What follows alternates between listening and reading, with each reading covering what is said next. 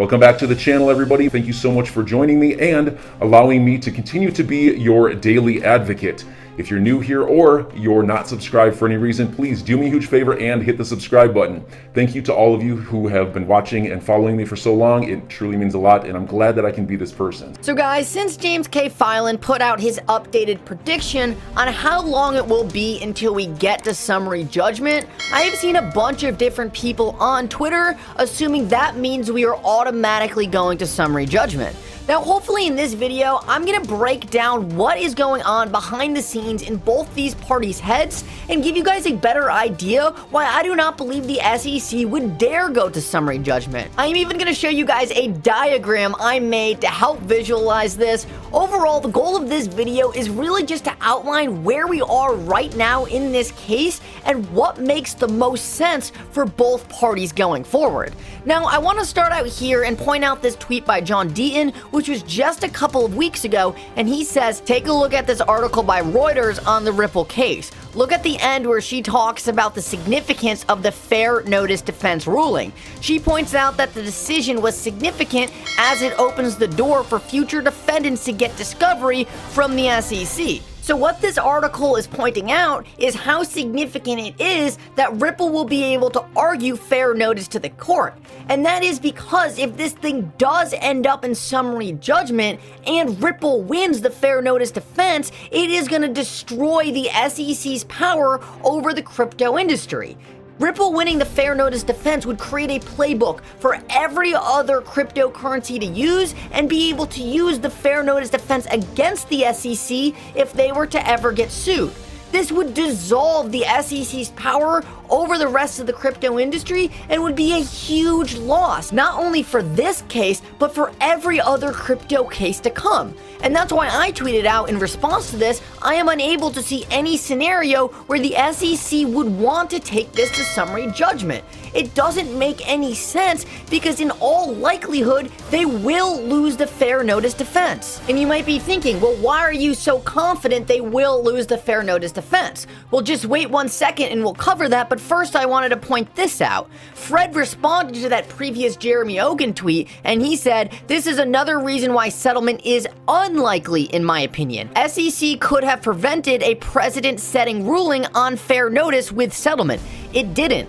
Lost on motion to dismiss and likely lose on summary judgment on fair notice. Cat is already out of the bag for all other cryptos on fair notice defense. And while I see what he's saying, Ripple did win already on their right to argue the fair notice defense, they haven't lost at summary judgment yet. And that's why I tweeted out, but they didn't win fair notice, referring to Ripple, correct? So other cryptos can only argue it, but so long as the SEC does not lose the fair notice defense to Ripple at summary judgment, the damage seems relatively controlled. And what I'm pointing out right here is like, yes, Ripple did win the right to argue fair notice to the court, but they never actually won fair notice. So as far as the SEC is concerned, most of the damage from this ruling is still relatively contained. The damage gets really bad if Ripple was to win on fair notice, which I believe they no doubt would if the SEC let this case get to summary judgment. And let me show you exactly why I believe that's the case. Well, it really stems from Judge Netburn's early commentary on this case, and I think this is so important because these are Judge Netburn's early thoughts about the SEC's case against Ripple, and I think this shows that she has always thought that Ripple was the party on the right side of the law. And let me just quickly read you what Judge Netburn said very early on in this case. She said, my understanding of XRP is that not only does it have a sort of currency value, but it also has utility, and that utility distinguishes it, I think, from Bitcoin and Ethereum. She also said, presumably to the SEC, under this theory then, every individual in the world who is selling XRP would be committing a Section 5 violation based on what you just said.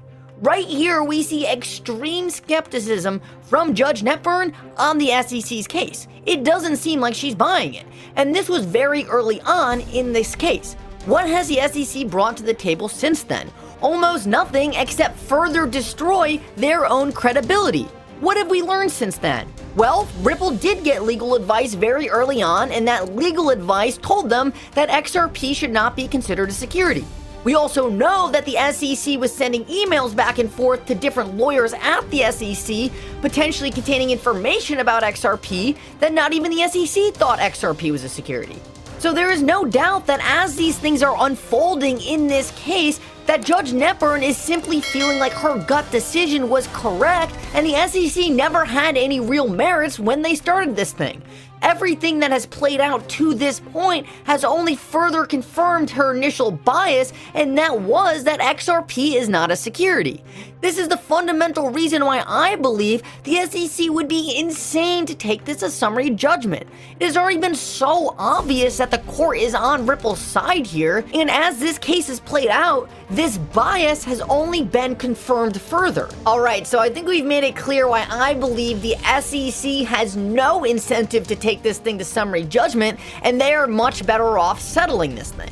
But a settlement takes both sides. So why would Ripple not want to go to summary judgment, and why would Ripple want to settle?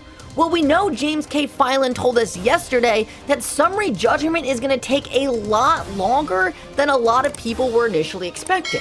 When I thought summary judgment was a lot closer, and so did a lot of different lawyers, I was actually more confident that Ripple was the party who didn't want to settle and Ripple wanted to go to summary judgment. But if summary judgment is such a long ways away, Ripple is actually also incentivized to settle this case.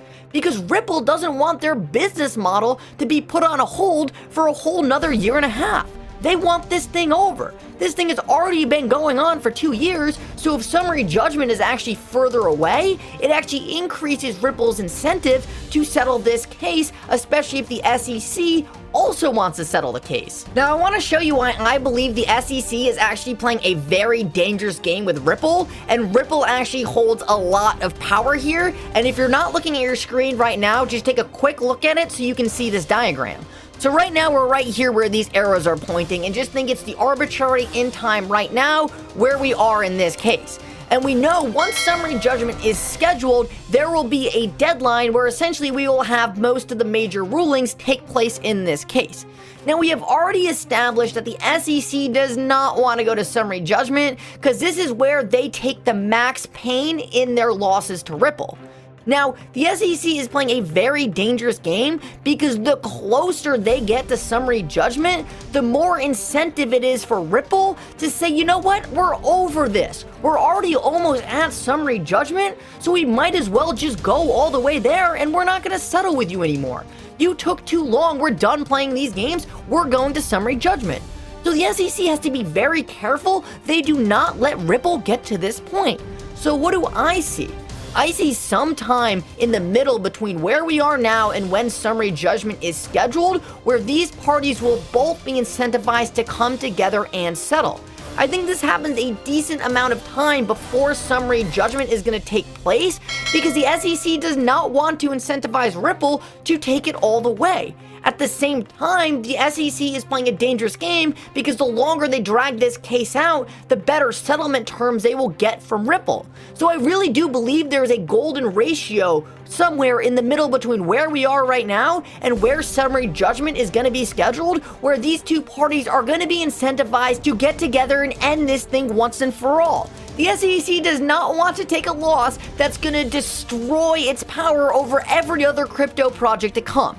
And Ripple doesn't want its business model on hold in the US for another year and a half. So there's no doubt in my mind a settlement does good things for both parties and just seems like the most logical outcome for both parties going forward. Now guys, I want to fly through the last part of this video so I don't hold you here too long. Why do I think XRP is the best investment I have made since Tesla? Well, let me tell you right now, there is extreme divergence between the price of XRP and the fundamentals. I want to read you this by Ashley Prosper. American Express and Santander have partnered with Ripple to speed up cross-border payments between the US and the UK by using blockchain technology.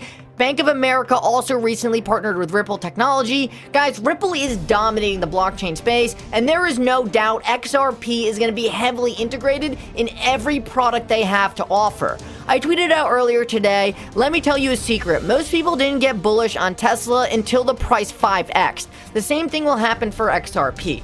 XRP and Ripple are already disrupting the legacy system, just like Ripple did. But people never pick up on these things right when they're happening. It takes a while. They need to see the price go up, because they don't understand the technology like we do.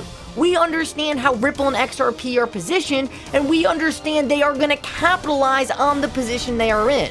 Therefore, we have the benefit of investing in these projects before they take off, and once they 5 to 10x, that's when all the masses are gonna flood in and say, hey, look what I found. And what's the next project I am super excited about? Flare. Guys, Flare is gonna be a behemoth. I cannot wait to start covering them on this channel. I just want things to get moving, have things start taking off, get a nice news cycle around the Flare project, and we are no doubt gonna cover them a lot. And let me tell you guys, this project will be huge. So enjoy your day, everybody. I'm always here for you. Leave any comments or questions below, and be sure to subscribe. But thanks, everybody. I really appreciate you. Enjoy your day, and I always have your back. So thanks so much, everybody.